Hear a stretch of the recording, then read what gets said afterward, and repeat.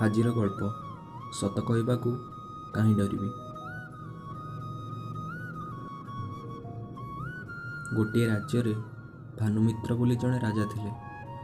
ସେ ଲୋକମାନଙ୍କୁ ଠିକ୍ ନ୍ୟାୟ ପ୍ରଦାନ କରୁଥିଲେ, ସମସ୍ତ ପ୍ରଜାଙ୍କୁ ବହୁତ ଭଲ ପାଉଥିଲେ ଓ ପରର ଉପକାର ମଧ୍ୟ କରୁଥିଲେ। ରାଜ୍ୟର ଲୋକମାନେ ବହୁତ ଖୁସିରେ ବସବାସ କରୁଥିଲେ। ରାଜାଙ୍କର ମନ୍ତ୍ରୀ ଜୟଚନ୍ଦ୍ର ବହୁତ ବଡ଼ ପଣ୍ଡିତ ଥିଲେ। ବହୁ ଶାସ୍ତ୍ର ପଢ଼ି ସେ ଅଗାଧ ପାଣ୍ଡିତ୍ୟର ଅଧିକାରୀ ହୋଇଥିଲେ। ଉଭୟ ରାଜା ଓ ମନ୍ତ୍ରୀଙ୍କର ଶକ୍ତି ଯୋଗୁଁ କୌଣସି ପାଖ ରାଜ୍ୟ ସେହି ରାଜ୍ୟ ଉପରେ ଆକ୍ରମଣ କରିବାକୁ ସାହସ କରୁନଥିଲେ। ଏହିପରି କିଛି ବର୍ଷ ଗଲା। ମନ୍ତ୍ରୀଙ୍କର ରାଜ୍ୟର ସିଂହାସନ ପ୍ରତି ଲୋଭ ବଢ଼ିଲା। ସେ ରାଜାଙ୍କୁ ମାରି ନିଜେ ରାଜ୍ୟର ରାଜା ହେବାକୁ ଚାହିଁଲେ। ସେଥିପାଇଁ ଗୁପ୍ତଚରଙ୍କ ମାଧ୍ୟମରେ ଦୁଇ ଯୋଦ୍ଧାଙ୍କୁ ବାହାର ରାଜ୍ୟରୁ ଡକାଇ ପଠାଇଲେ।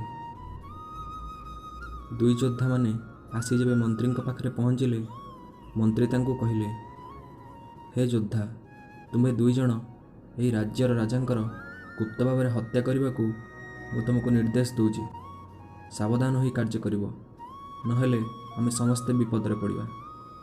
ଏହାପରେ ଯୋଦ୍ଧାମାନେ ମନ୍ତ୍ରୀଙ୍କୁ କହିଲେ, ଆଜ୍ଞା ମହାଶୟ, ଆମେ ନିଶ୍ଚିତ ଆମ କାର୍ଯ୍ୟରେ ସଫଳ ହେବୁ।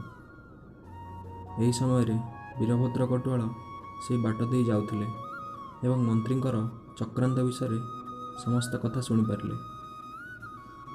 ଏହାପରେ ବୀରଭଦ୍ର ଡେରି ନ କରି ରାଜାଙ୍କୁ ଯାଇ ସତର୍କ କରାଇଦେଲେ ଓ ଶୟନ କକ୍ଷରେ ନ ଶୋଇବାକୁ ଅନୁରୋଧ କଲେ।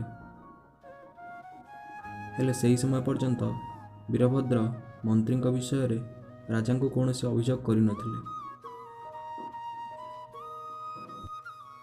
ଯେତେବେଳେ ଯୋଦ୍ଧାମାନେ ରାଜାଙ୍କୁ ହତ୍ୟା କରିବା ପାଇଁ ଶୟନ କକ୍ଷକୁ ଆସିଲେ, ସେଠାରେ ଆଗରୁ ଥିବା ସୈନ୍ୟମାନେ ଯୋଦ୍ଧାମାନଙ୍କୁ ବନ୍ଦୀ କରି ପକାଇଲେ। ଏହା ପରଦିନ ରାଜ୍ୟରେ ରାଜାଙ୍କ ଉପରେ ହୋଇଥିବା ଆକ୍ରମଣର ପ୍ରଚେଷ୍ଟା ବିଷୟରେ ଖବର ସବୁଆଡ଼େ ବ୍ୟାପିଗଲା। ରାଜଦରବାରରେ ରାଜା ବୀରଭଦ୍ରଙ୍କୁ ତାଙ୍କର ଜୀବନ ବଞ୍ଚାଇଥିବା ଯୋଗୁଁ ସାଧୁବାଦ ଜଣାଉଥାନ୍ତି। ହଠାତ୍ ରାଜା ବୀରଭଦ୍ରଙ୍କୁ ପ୍ରଶ୍ନ କଲେ, ବୀରଭଦ୍ର, ତୁମେ କିପରି ଏସବୁ ଜାଣିପାରିଲ? ଏସବୁର ଯୋଜନା କିଏ କରିଛି? ବୀରଭଦ୍ର ହଠାତ୍ ବ୍ୟସ୍ତ ବିବ୍ରତ ହୋଇପଡ଼ିଲେ, କାରଣ ସେ ମନ୍ତ୍ରୀଙ୍କର ଜଣେ ତଳ ଶ୍ରେଣୀର କର୍ମଚାରୀ ଥିଲେ। କିପରି ଜଣେ ଉଚ୍ଚ ଶ୍ରେଣୀର ବ୍ୟକ୍ତିଙ୍କ ନାମରେ ସେ ଅଭିଯୋଗ କରିପାରିବେ? ଶେଷରେ ସାହସ କରି ରାଜାଙ୍କୁ ସବୁ ସତ କଥା କହିଲେ। ରାଜା ମନ୍ତ୍ରୀଙ୍କୁ ଏସବୁ ବିଷୟରେ ପଚାରିଲେ। ମନ୍ତ୍ରୀ ଜୟଚନ୍ଦ୍ର ବୀରଭଦ୍ରଙ୍କୁ ଓଲଟା ଦୋଷ ଦେଲେ ଏବଂ ସମ୍ପୂର୍ଣ୍ଣ କଥାକୁ ମିଛ କହିଲେ। ଶେଷରେ ବାକି ରହିଲେ ଦୁଇ ବିଦେଶୀ ଯୋଦ୍ଧା। ରାଜା ସେମାନଙ୍କୁ ଏହି ଘଟଣା ବିଷୟରେ ପଚାରିଲେ। ସେମାନେ ସବୁ ସତ କଥା କହିଲେ ଏବଂ ମନ୍ତ୍ରୀ ଦୋଷୀ ବୋଲି ପ୍ରମାଣିତ ହେଲେ। ଶେଷରେ ରାଜା ମନ୍ତ୍ରୀଙ୍କୁ ଦଣ୍ଡ ଆଦେଶ କଲେ ଏବଂ ଦୁଇ ବିଦେଶୀ ଯୋଦ୍ଧାଙ୍କୁ ମୁକ୍ତ କରିଦେଲେ, କାରଣ ସେମାନେ ସତ କଥା କହିଥିଲେ। ବୀରଭଦ୍ର ମଧ୍ୟ ଡରି ନ ଯାଇ ମନ୍ତ୍ରୀଙ୍କ ବିରୋଧରେ ଅଭିଯୋଗ କରି ସମସ୍ତ ସତ କଥା କହିଥିବାରୁ ରାଜା ତାଙ୍କୁ ବହୁତ ଧନରାଶି ପୁରସ୍କାର ସ୍ୱରୂପ ଦେଲେ ଏବଂ ବୀରଭଦ୍ରଙ୍କୁ ମନ୍ତ୍ରୀ ରୂପେ ଘୋଷଣା କଲେ। ନୀତି ଶିକ୍ଷା।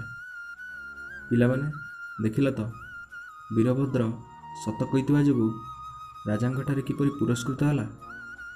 ତେଣୁ ମନେ ରଖ, ସତ କହିବା ଯୋଗୁଁ ହୋଇପାରେ ତୁମେ କାହାର ଅପ୍ରିୟ ହୋଇପାର, ମାତ୍ର ସେହି ସତ ଯଦି ଜଣଙ୍କର ମଙ୍ଗଳ କରୁଥାଏ, ସବୁବେଳେ ଜୀବନରେ ସତ କଥା କହିବୁ। ତେଣୁ ଆଜିଠାରୁ ସତ କହିବାକୁ କାହିଁ ଡରିବି। ଏଥର ରହିଲି, ପୁଣି କହିବି ଆର ଅଧ୍ୟାୟକୁ।